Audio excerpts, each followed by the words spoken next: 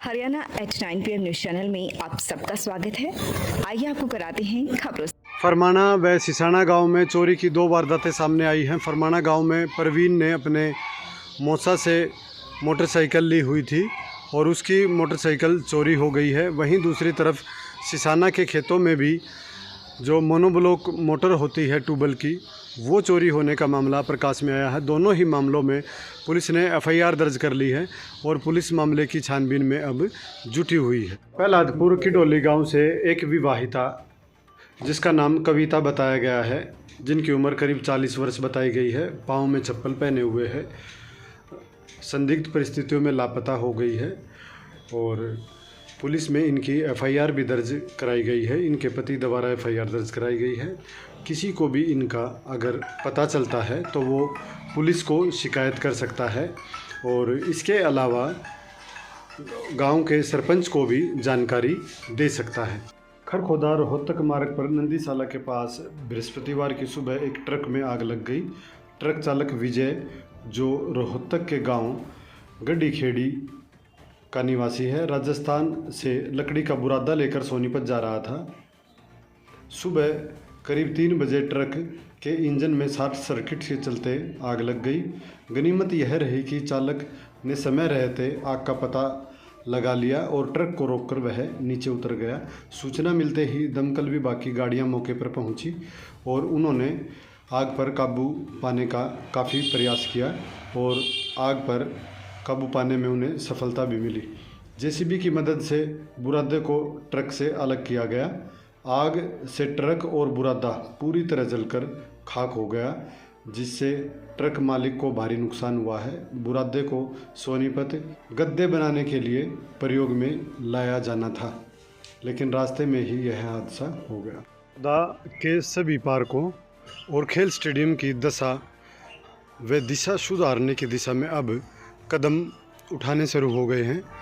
पवन खरखोदा जो विधायक हैं, इनके पास लगातार शिकायतें पहुंच रही थी कि खरखोदा के पार्कों में अव्यवस्था का माहौल है, ना तो उनका ठीक ढंग से रखरखाव हो रहा है और ना ही वहां पर चौकीदार की व्यवस्था है, जिसके कारण वहां अब शराबियों के अड्डे बन गए हैं। कई पार्कों में नशा चलता है, इंजेक्शन लगाते हैं नशे के। इस तरह का एक अवैध जो कार्य हैं वो होते रहते हैं।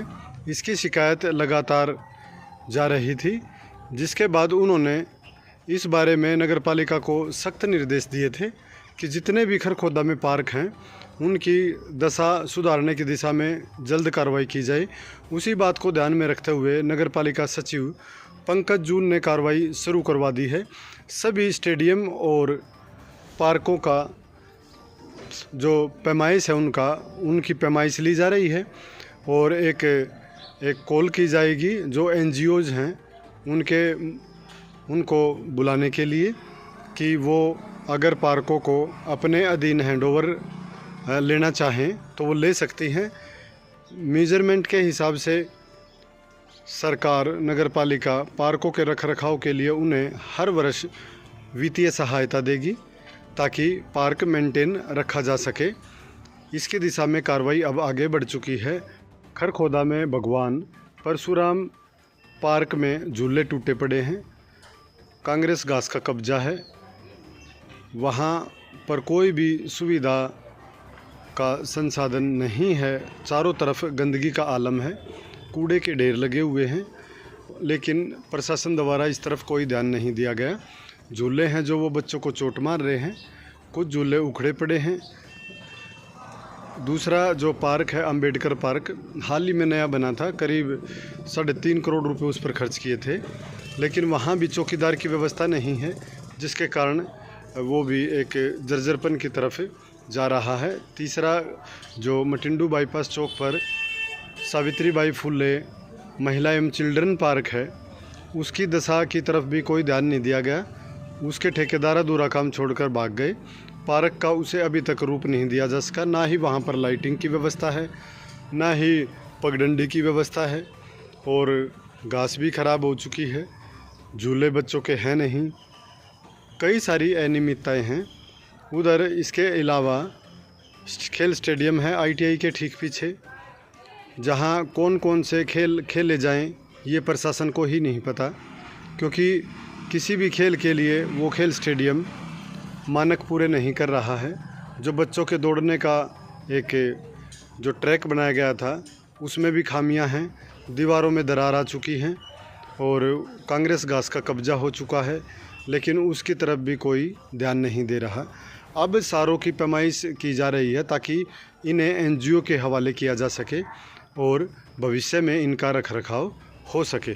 जटोला माइनर में पानी नहीं पहुंच रहा है, जिसकी शिकायत बार बार किसान कर रहे हैं और अब किसानों ने निज़ामपुर खुर्द जो टेल पर पड़ता है गांव, वहां पर सांकेतिक धरना दिया है और प्रशासन से मांग की है कि टेल तक पानी पहुंचना चाहिए, क्योंकि पाई माइनर में पानी है लेकिन यहां पर पानी नहीं पहुंच रहा है। सूखा पड़ा हुआ है। सरकार कह रही है कि हर टेल पर पानी है, हर खेत को पानी दिया जा रहा है, लेकिन सरकार की असलियत क्या है वो बयां करती है जटोला माइनर। ये इस एरिया के 10-10 गाँव जो इसके ऊपर डिपेंड है सिंचाई के लिए, उनका जो है खेत पानी बिना सूख रहे हैं और सरकार गफलत की नींद सोई हुई है। इसको लेकर के क्षेत्रवासियों ने माननीय मुख्यमंत्री, सिंचाई मंत्री और chief engineer irrigation department Chandigarh, DC Sonipat, SC Sonipat के अलावा अनेक जो है प्रशासनिक अधिकारियों को गुहार की है, लिखित में दिया है, सीएम विंडो लगाई है और वो उनके जो है पोर्टल पर डाला है, उनकी जो साइट है उन पर डाला गया है, लेकिन खेत की बात है सरकार इस तरफ कोई ध्यान नहीं दे रही है। मैं नरेंद्र, एक सरपंच खुरमपुर। सभी किसान भाई जो सब्सिडी का सीडर ले रहे हैं उनकी जो इंक्वायरी होनी है वो अब खरखोदा में होगी। हमारे विधायक के बलबूते तय खरखोदे के किसान अब सीडर को लेकर उस 12 क्विंटल वजन को ट्रैक्टर के पीछे लेकर राई नहीं जाएंगे। खरखोदाई फूलेबाई पार्क पर उसका निरीक्षण होगा 30 तारीख को। विधायक जी का बार बार धन्यवाद करते हैं। सरकार में बढ़ने के बाद में अपने विधायक का ये बढ़िया औचिक निरीक्षण खरखोदा में होने पर सभी किसान इस बात से खुश हैं। धन्यवाद। खंड स्तरीय गीता जयंती समारोह पर प्रतियोगिताएं आयोजित कराई गई थी, जो कि खांडा गांव में आयोजित हुई थी। इन प्रतियोगिताओं में कल्पना चावला विद्यापीठ के छात्र छात्राओं ने बेहतर प्रदर्शन किया। विद्यालय में पहुंचने पर सभी छात्र छात्राओं का स्वागत भी किया गया। 2 वर्गों में यह प्रतियोगिता कराई गई थी। दोनों ही वर्गों में छात्र छात्राओं ने यहां बेहतर प्रदर्शन किया है। विद्यालय की प्रिंसिपल उषा वत्स ने बताया कि उनके विद्यालय के छात्र विभिन्न प्रतिभा प्रतियोगिताओं में पहले भी पदक प्राप्त कर चुके हैं और बेहतर प्रदर्शन कर लौटते हैं।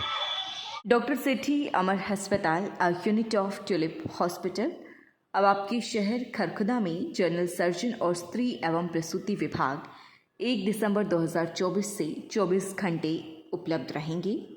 Doctor Prince MBBS MS general surgery, doctor Sumera MBBS MS OBS and gynae. Private panel उपलब्ध और ECHS एवं आयुष्मान भारत इन प्रोसेस।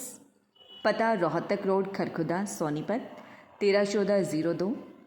दूरभाष 0130 29 831 32 895 040 40 64 868 383 55 94।